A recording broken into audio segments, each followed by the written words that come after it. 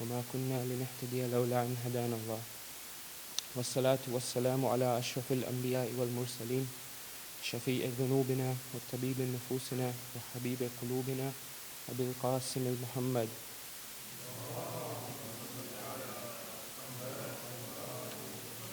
وعلى آله الطيبين الطاهرين وأصحابه المنتجبين. أما بعد، رب اشرح لي صدري ويسر لي أمري واحلل عقدة من لساني يفقهوا قولي. السلام عليكم ورحمة الله وبركاته. Inshallah, given that it's Christmas Day and I'm sure everyone would like to get back to their families and enjoy some lovely food, we'll try and keep it short today.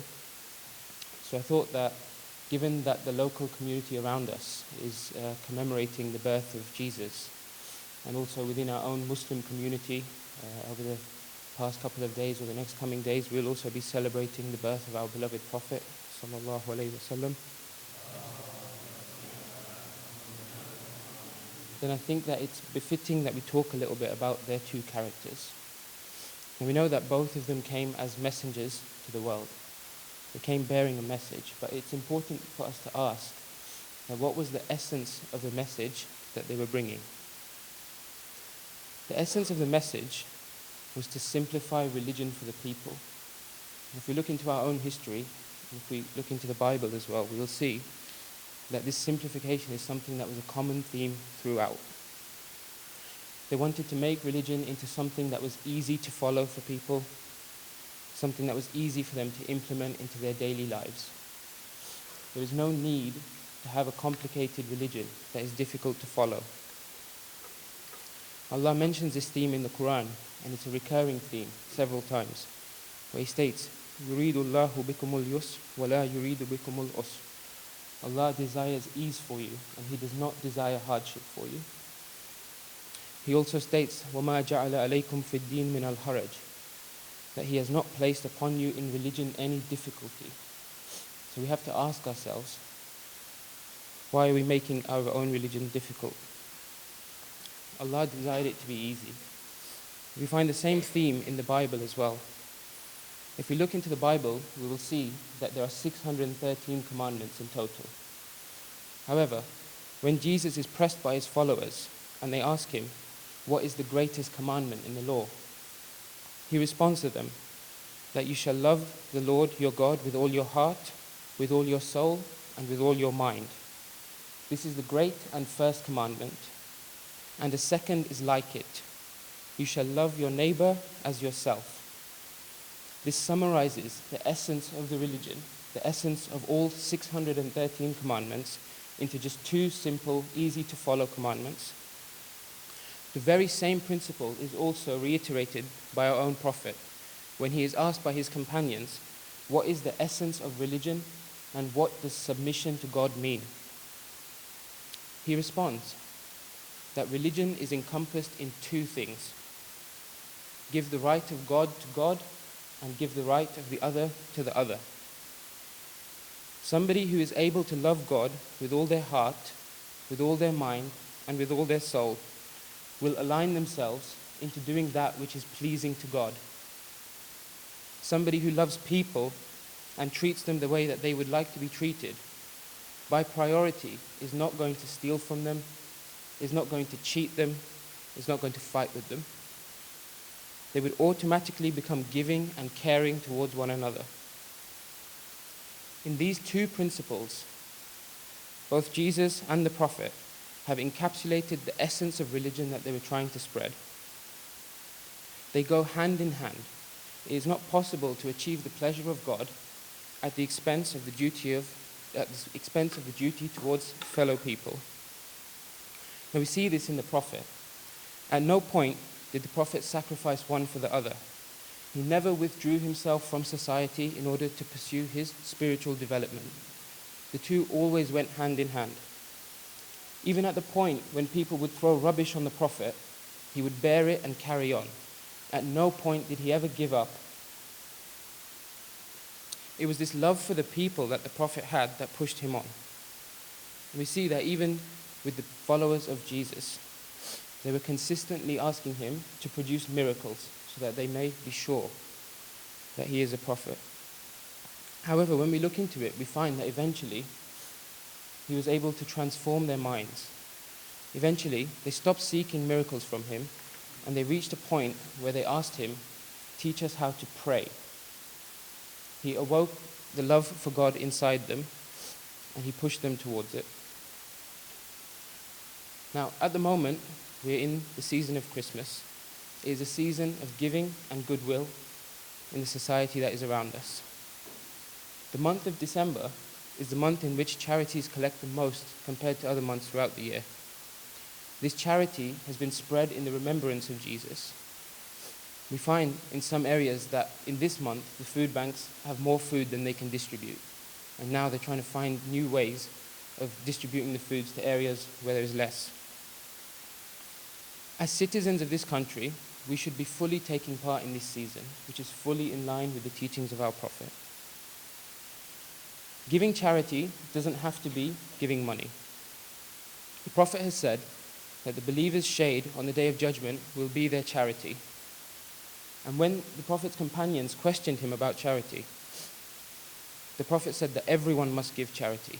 And they pushed him and said, what if he is unable to give charity? So then the Prophet encouraged them, work with your hands and earn, and give that in the way of charity. So they said, what if he can't even do that? So then the Prophet said, meet the needs of those who appeal for help. So they pushed him further still. What if he can't even do that? So then the Prophet said, then stay away from evil actions and perform good deeds. This will be considered charity in your way. It is important for us to realize that in this month, the month of giving, we don't have to give from our wealth. We can also donate from our time. The charity Age UK has set up an initiative to help encourage people to invite the elderly in our local community who have nobody for this season, to invite them into their homes and to share a dinner with them. It is not befitting for us as Muslims to be withdrawn from the society around us. It is not following the example of our Prophet. It's through these simple two principles that the world was changed and will continue to change. It is important for us to become the force of change in the name of our Prophet. And with this, we ask Allah to grant the needs of all those who are in need. Bismillahir Rahmanir Rahim. والعصر إن الإنسان لفي خسر إلا الذين آمنوا وعملوا الصالحات وتواصوا بالحق وتواصوا بالصبر.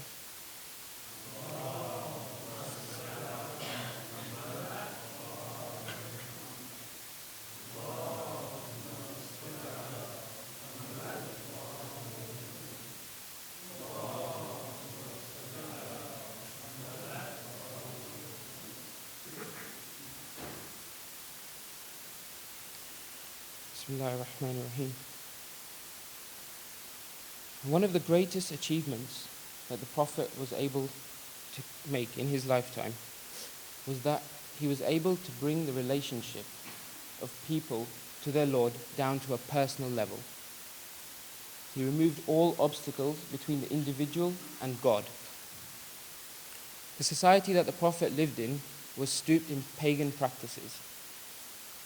They had no direct access to their gods. The only way to receive any blessing from their gods was through various rituals or sacrifices. The link to God was never direct. The entire society was shrouded in these superstitions. They weren't even able to leave their own houses before they had taken blessings from their idols. This restricted their lives and it made them insecure. What the Prophet did was to remove these superstitions from the society. And by doing so, he freed the minds of the people. He changed the game that they were playing, and he brought Allah down to their own level, a level in which they could understand him and comprehend him.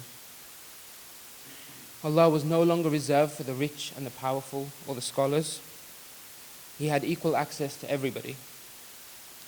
And by giving them direct access to Allah, he was able to remove the grip of power that the leaders had over the people. In that time, even the ritual of pilgrimage was controlled by the powerful. you were unable to visit the Kaaba or to perform Hajj without first purchasing the idols. The Prophet removed all trace of this. The insecurity of the people around him gave rise to exploitation. As soon as the Prophet had instilled them with the confidence in Allah, this vanished. He came to them with verses of the Quran, and Allah instructed him, "Call me and I will respond." There was no longer a need for any intermediaries. It was a direct relationship between the individual and their Lord. All rituals and practices to try and reach God had been removed. With this direct access, he was able to liberate their minds.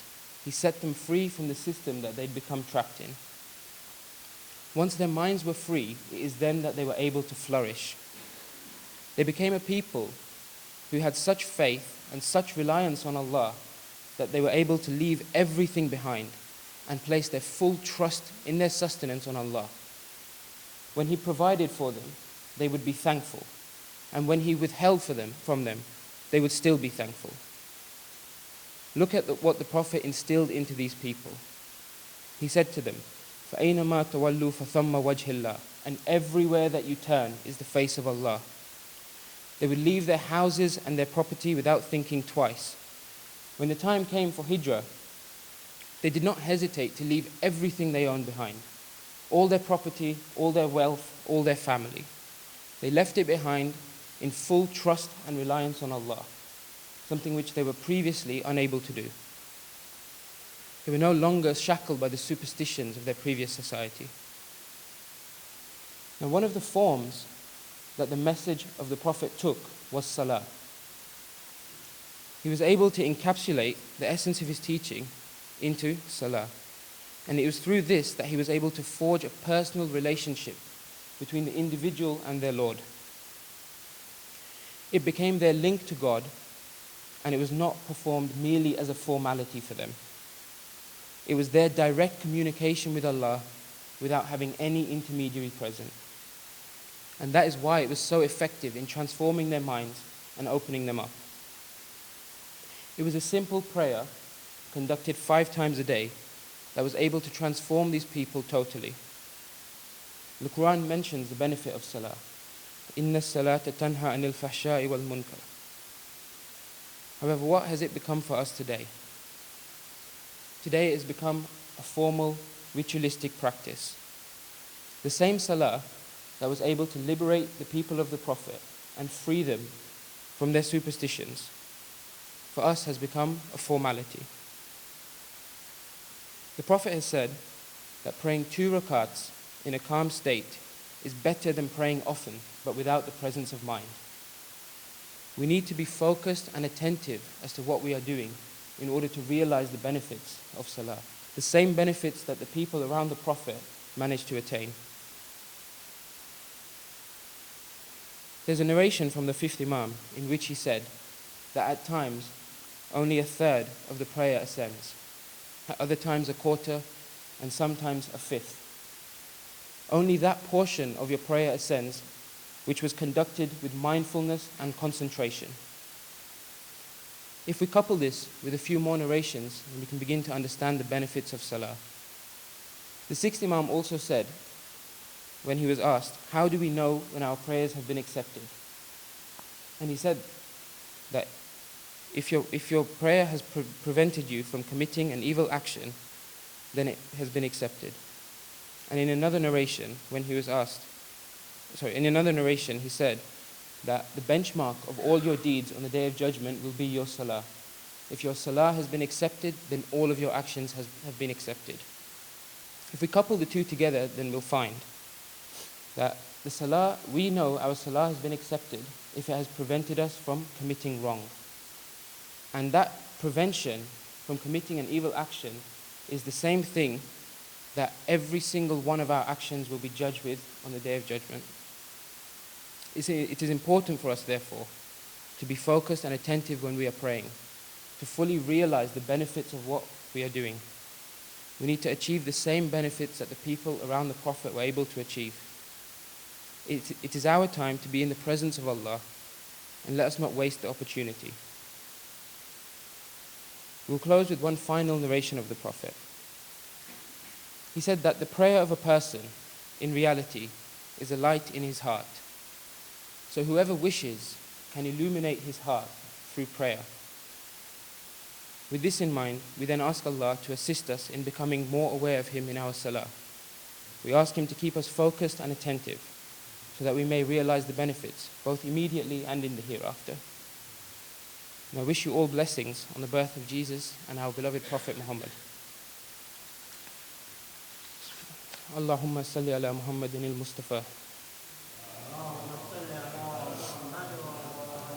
wa ala aliyin al-Murtada wa ala Fatimat al-Zahra wa ala al-Hasan al-Mujtaba wal-Husayn al-Shahid